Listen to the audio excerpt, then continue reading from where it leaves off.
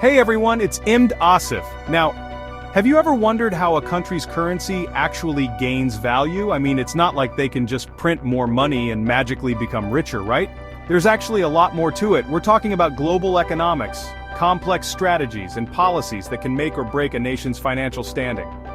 Stick around, and by the end of this video, you'll be able to impress your friends with your newfound knowledge of international finance.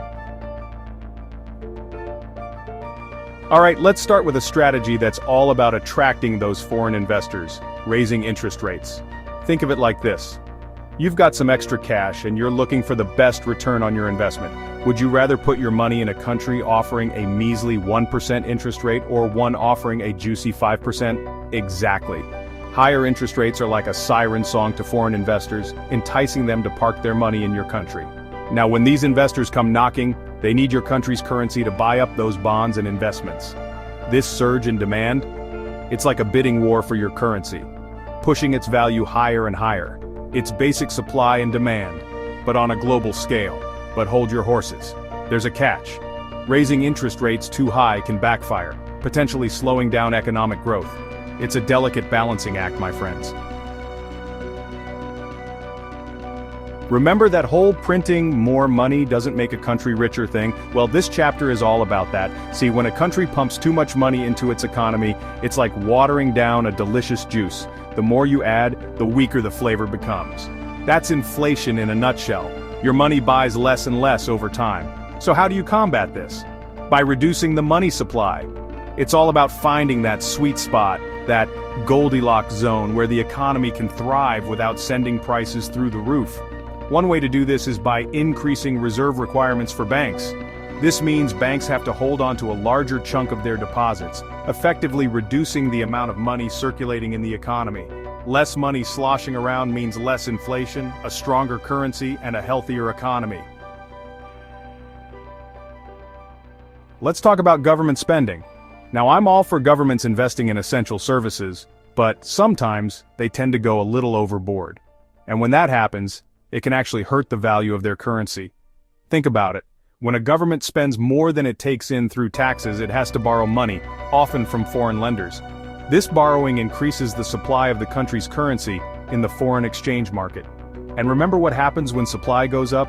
You guessed it, the value goes down. But if a country can tighten its belt and reduce government spending, it can actually boost its currency's value. It's like cutting back on unnecessary expenses to save for that dream vacation. Okay, nobody likes talking about taxes, but they're a crucial part of this whole currency game. Now, I'm not saying governments should go crazy and raise taxes sky high, but strategically increasing taxes, especially on things like imported goods, can actually strengthen a country's currency. Think of it like this. When taxes on imports go up, those fancy foreign products become more expensive. This encourages people to buy locally made goods instead.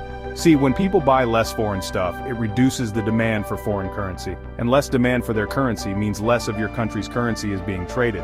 And what happens when something becomes more scarce? You got it? Its value increases. Plus, the extra tax revenue can help governments pay down their debts, further strengthening their financial position. Alright, let's talk about exports, those goods and services that a country sells to the rest of the world. Now, exports are like the rock stars of the currency world. Why? Because when a country exports something, it's essentially earning foreign currency. And the more foreign currency a country earns, the higher the demand for its own currency. It's like becoming the hottest new band on the music scene. Everyone wants a piece of you. But boosting exports isn't as simple as snapping your fingers. It takes a combination of factors like producing high-quality goods, having a competitive exchange rate, and fostering strong international trade relationships. But trust me, the effort is worth it. When your exports are booming, your currency reaps the rewards. Remember how we talked about reducing government spending to minimize foreign debt? Well, the same principle applies to imports, those goods and services a country buys from other nations.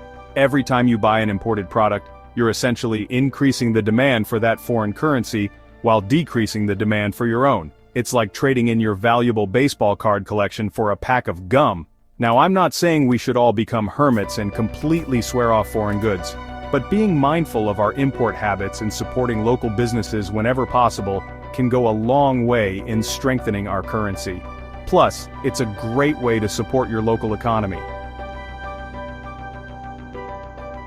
Alright, let's talk about infrastructure.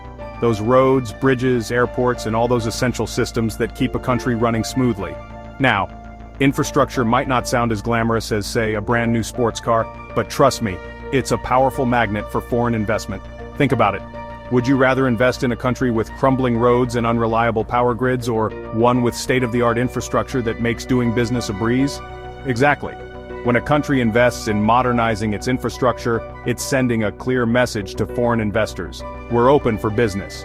And when those investors come knocking, they bring their money with them, boosting demand for the local currency and driving up its value. It's like building a luxury hotel. Everyone wants to be a part of it. Alright, let's talk about economic growth, the holy grail of every nation. When a country's economy is firing on all cylinders, it's a sign of prosperity and progress. And guess what? A thriving economy goes hand in hand with a strong currency. Think of it like this. When businesses are booming, they're creating jobs, generating wealth, and attracting foreign investment. All of this activity increases demand for the country's currency, pushing up its value on the global stage. It's like a snowball effect. As the economy grows, so does the value of the currency. But how do you actually promote economic growth? Alright, let's talk about central banks. Those powerful institutions responsible for managing a country's monetary policy. Now, central banks have a whole arsenal of tools at their disposal to influence the value of their currency. And one of their most potent weapons is intervention in the foreign exchange market. Think of it like this. The foreign exchange market is like a giant auction where currencies are bought and sold. Central banks can step in and buy up their own currency, increasing demand and pushing up its value. Or they can sell off their currency, increasing supply and lowering its value. It's a delicate game of supply and demand, and central bankers are like skilled chess players, strategically making moves to keep their currency stable and competitive. Alright, let's talk about currency pegging, a strategy where a country directly links the value of its currency to that of a stronger, more stable currency like the US dollar. Think of it like this. Imagine you're a small boat sailing in choppy waters. By tying yourself to a larger, more stable ship, you can weather the storm much more easily. That's essentially what currency pegging does. It provides stability and predictability, especially for countries with volatile economies or a history of currency fluctuations. However, it's not without its drawbacks. By pegging their currency, countries sacrifice some degree of control over their own monetary policy. It's a trade-off, my friends. Alright, let's talk about something that's absolutely crucial for a strong currency political stability.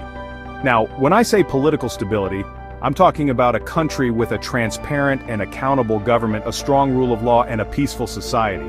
Think about it. Would you rather invest your hard-earned money in a country where things are predictable and the government is reliable?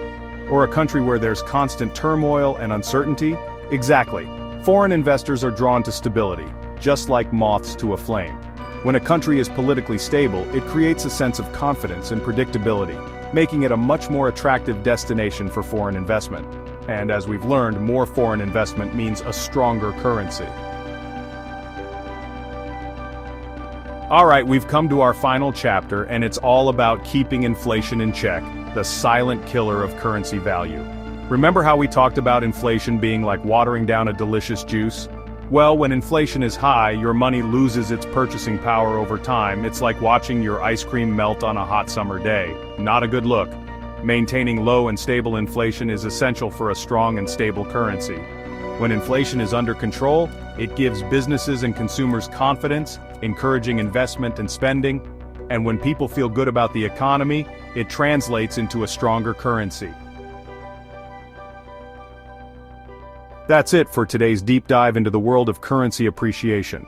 We've covered everything from interest rates to infrastructure, exports to government spending, and so much more.